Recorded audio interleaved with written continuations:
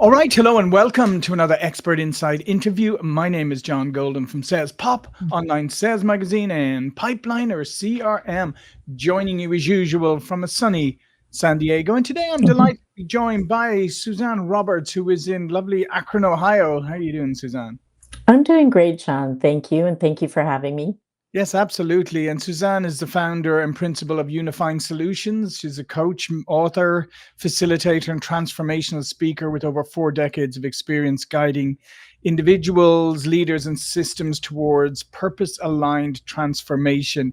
You have a forthcoming book coming out and documentary. It's Yes. deeper than deeper than that. Pathway to Vibrant, Purposeful, and Liberated Life. So it's going to come out around October. Is that right? Right. We're premiering it October 15th. Very Right. excited. Excellent. Okay. And you also host the Purpose for Life podcast. And today what we're going to talk about is accessing a self-renewing energy source within for clarity, sustainability, and purpose in leadership. Suzanne, just give me a bit of background. Your 4 years, your 4 decades of experience in coaching and facilitating and speaking. How has that shaped how how you guide individuals and leaders, and how has it led to this book and documentary? That's a great question. Thank you for asking it.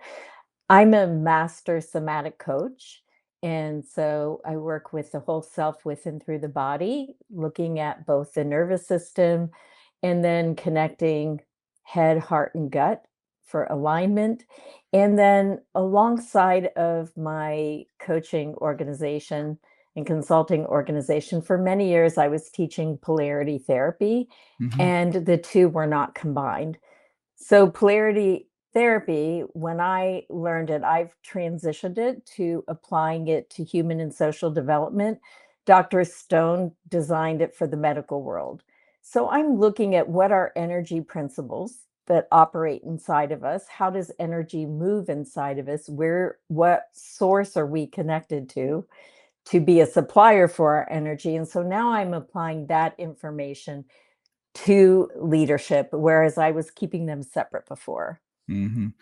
And I mean, I think this is great combining them all, because I think it's one of the things that I've always struggled with here, in the West, right? Is we always tend to separate these things out. It's like mind body with medicine. It's like, you go to, a doctor for physical things, you go to someone completely different for mental things, and they never really communicate. There's no holistic approach to Right. issues. That's right. And for me, for example, when you turn off a light switch and you turn it back on, John, do you think about where is the energy coming from, or do you just turn the light switch on? Yeah, you just turn it on. Right. So for us too, we have a soul in our body, which is actually giving us energy. When that soul leaves our body, we call it death. Where is that energy running inside of us? Hmm. And we don't sit and think, what's actually letting my heart beat? Right. But there is a current inside of us that's being provided to us from a source of life for all of creation that happens to also be inside of us through our own soul. And I like the polarity system because it mimics a battery, and we get to have a scientific way of Hmm. looking at how does energy move inside of us? Where does it reside inside of us? Do we even know how the soul conducts energy through us? No, I don't think most people do, right? Yeah, and I guess most people don't, and I guess most people associate energy with how do I feel today? Do I feel Right. energetic today, or do I feel tired today? And that's so. Just explain a little bit more about what you mean about energy. Okay, so like I said, the soul current is what lets our heart beat. Hmm. Once the soul is in the physical form, it has to operate with like a battery with two poles. So energy can move from pole to pole, just like a battery. A battery has a neutral gradient. Hmm. So in our body self, what happens is our soul, which is a drop of the eternal ocean of love. You cannot pluck, live near the ocean. If you Yeah. went down to the ocean today, you couldn't pluck a drop out of the Hmm. ocean, could you? No. No. So your soul, which is part of that eternal ocean, is conducting itself through form as the positive pole sending to a negative pole to return to itself. So the negative pole is the body, the material world, or form. So many of us think our true identity is who we are in this world, where I would say that our true identity resides within the soul consciousness of who we really are. So as the soul sends energy through form, through polarity, just like a battery, it needs a Mhm. neutral gradient. That's how energy moves and conducts. For us, in the ideal pattern, our mind would be the neutral gradient. But Mm. how often is our mind neutral? Yeah, but not very often, Not very often. So, if at all. and if at all, but that's what we're working towards when we, is working towards our mind becoming more neutral. That doesn't mean it doesn't chatter. It Mhm. just means that you're able to observe the chattering in your mind and make choices instead of being driven by your mind. Mhm. And the other thing that I find incredibly fascinating is that a battery needs a liquid medium to conduct energy. Where's the liquid medium in our body that's conducting the energy of our soul? It's in our cerebral spinal fluid, which Mm. is in your brain cavities and then down to your spinal column. So while we're sitting here, John, your soul is pulsing much slower than your heartbeat in order for your heart to beat. And that's what I'm fascinated by is this current inside that's ever flowing. It has an intensity of flow depending on where our mind is, because the mind can siphon energy. Mhm. But through stillness, we can have access to this self-renewing energy inside of us. Then we're listening to our soul consciousness instead of our mind to guide us. There we get greater clarity, we get greater purpose. Mhm. We talk about alignment, all those things. So that's what I'm fascinated with. Um, Right. And just on that concept of stillness, right? I right. mean, we live in a world today, let's be honest, we live in a world today that is designed for you to never really spend any time with your Right. own thoughts, never to be quiet, never to be, existing in nothingness. There's always something, you've got your phone, you've got something coming at you.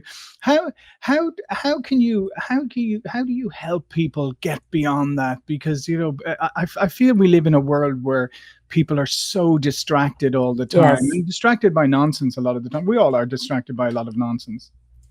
Well, first of all, I require all of my leadership clients to sit for a minimum of 5 minutes a day.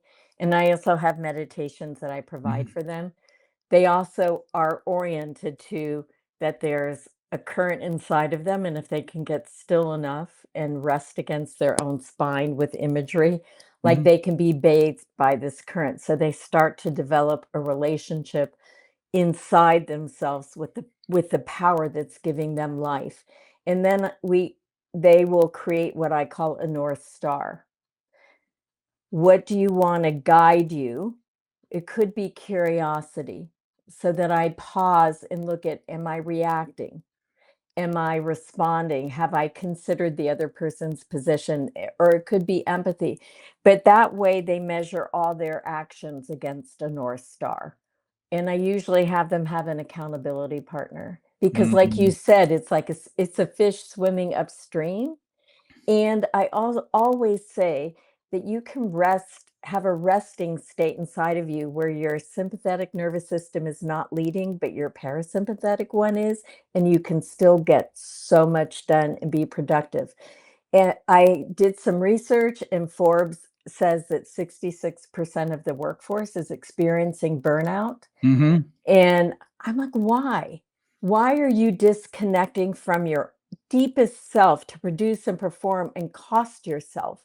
You're missing your own life. We could say our life is outside of us. I say the gift of our life is inside of us, and it's what we leave with when we die. If we're not tuning into the power of currency inside of us, where that self renewing energy is, what are we doing? Yeah, yeah. It's really fascinating, and I think and I've talked about this with other people. Is I mean, part of the thing is that we live in a culture that has always celebrated stress, right? And being overwhelmed. I mean, it's kind of a Right. badge, it's a badge of honor, right? It's a badge of honor if like I'm really stressed, I'm really overwhelmed, therefore ergo I'm really important. We kind of equate Exactly.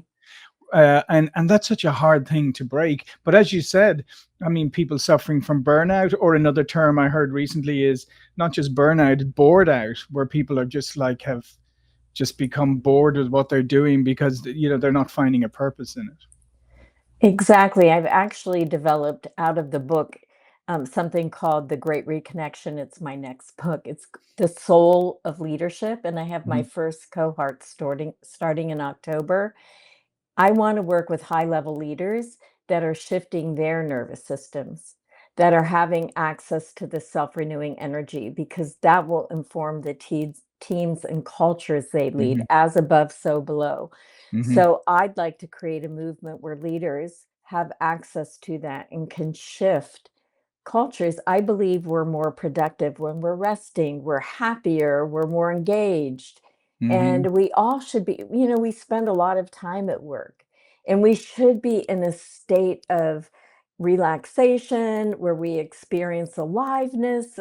I just am listening to this book called Energized by Simon, and I can't remember his name last name right now, but he really talks about this in his book as well.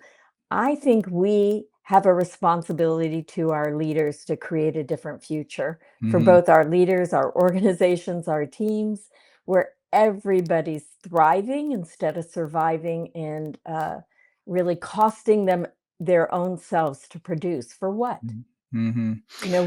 Go on. Go Yeah, on. no, I was going to say. So when you first start working with some of these leaders, what are some of the obstacles they find, or what are some of the things that hold them back initially from embracing all of this? I would say by the time they get to me, they're suffering enough that they're ready. Mhm, right. Because I heard in the last month, I've heard, "I feel like I've disconnected from my soul to produce." That's a strong statement. Or, "I Mhm, feel like I spend my whole day waiting for the shoe to drop and I don't ever get to rest." mm, I'm hearing these. So the suffering or the pain points around this have gotten to the people that get to me usually. right. Right. So, and the way I work is we start with adaptive strategies. We look at how does your psychobiology respond to threat, and that most people are living surviving, not thriving. So we start with looking at how are you doing that? And then what do you want to recover to? So we begin at the very beginning with creating a recovery point, and Mm, then when they start to build in the sitting practice and they start to feel stillness a little bit more, when they get a taste that there's something more than what they're already doing, then they want it. But if you mhm, don't have a taste of it and all you've ever known is pressure, producing, getting your identity from the outside, never feeling like you're enough or an mhm, imposter, all the things that I hear all the time, then you don't have a way out. But if you can begin to pause, feel your, and I also do hands-on work. So right. I do nervous system regulation with my Mhm, clients. When they can feel themselves resting for the first time and feeling stillness, they're like, "Oh my God, this is great. I want more of this." So mhm. you have to have a taste of it or an experience it that makes it worth it to let go of what you've always been doing. Right. And what about, I mean, the concept of soul? That's something that I don't think everybody has a good grasp Right, on, or because we live in a very materialistic, very right. like physical world or whatever. I think a lot of people have lost connection with that. How explain to, or tell me how you help somebody rediscover that they have a soul. Well, I've asked a lot of people recently, why do you think soul is a taboo Mhm, word in the world of leadership? And they're like, well, because it's not quantifiable and measurable. Everyone seems to be able to relate to the fact that we're going to die. mhm, Everybody agrees that when the soul leaves the body, it's death. When that there's a current that lets your heart beat, that everybody can seem to relate to that. And I also have diagrams that show how this operates. So when I can show them science in relationship to, it becomes less woo-woo-y. It's like there's an energy connecting inside of you that lets your heart beat. And then I help them have an experience of it. That's why I'm writing the book, The Mhm. Great Reconnection, The Soul of Leadership, because soul needs to not be a taboo word. In the world of leadership, we all have one. We Mhm. can't live without it. Why are we pretending that we don't? Or Mhm. and I find for my own self, because I'm going to be 73. I started a podcast at 72. Mhm. In 6 weeks, John, it was in 15 countries. Now it's in 18. It's in the top 10% of global podcasts. I'm gonna be 73. I have a lot of energy. I have a lot of passion and drive for life. Mhm. Where does that come from? It comes from me accessing the self-renewing energy inside. It's not about my age, it's about a Mhm. youthful vitality. We all deserve to live with this youthful vitality. So I want to bring the soul into leadership and talk about it because it's the truth of who we are. Mhm. That is, if we can come in contact with our own soul's radiance, it's a game changer. Then we're able to listen to whatever you want to call it, your higher self, something beyond your mind that has greater wisdom than your limited mind Yeah. to inspire us. And the other thing I want to say in that is I've also done anti-racism work within organizations. I'm a white person that's been brought into the C-suite to talk to senior leaders about how does white supremacy operate, and people are able to somehow hear that from me. And as we look at building talent, we're becoming a global world within leadership, right? Mhm. How do we actually identify talent, build talent with people that may not look like us or talk like us or whatever it is that are great resources? And I believe if we can connect with our energy inside, we feel part of an inner web of life. So it expands our possibilities and our relationships with all human beings Mhm. because we start to see that everybody's alive, not Mhm. just a certain select group of people, and all people deserve to have access. So I have multiple ways that I think Right. this has value.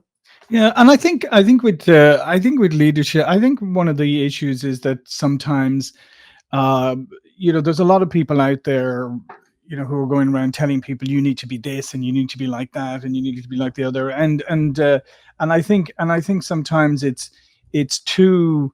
It's like, say, vulnerability. That's a great one that's Yeah, over the last few years. Oh, you need to be vulnerable. You need to be and but that's never really explained what that really means in actual, in practical terms. It doesn't mean right. turning up. I mean, some people have it so people believe that it means turning up one day and suddenly telling everybody everything about you and all Everything. your and let's face it, nobody wants to hear everything about you, so that's No. nonsense. I think it's from, and I do, and I so appreciate what you're saying because what are you saying when you say vulnerability? It Mhm. could be, can you bring your armoring down? Can you Mhm. humanize yourself? Can you be kinder? Mhm. Can you, you know, see yourself in somebody else's shoes? Can you humanize someone else? Mhm.